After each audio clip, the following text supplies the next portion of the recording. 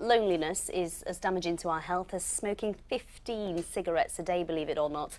In South Yorkshire, the Wildlife Trust is tackling the problem by getting older people outside and at one with nature.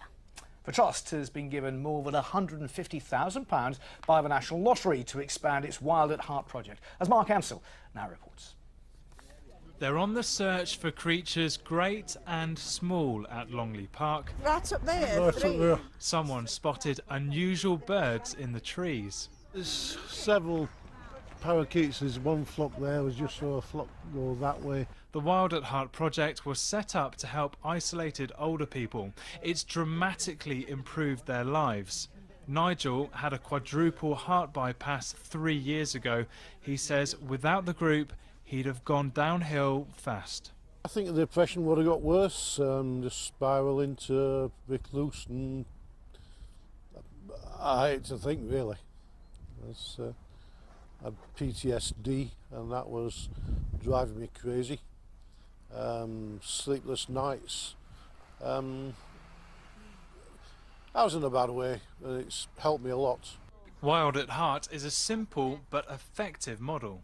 The whole thread is building that personal connection with nature, personal connection to Longley, to your other local people.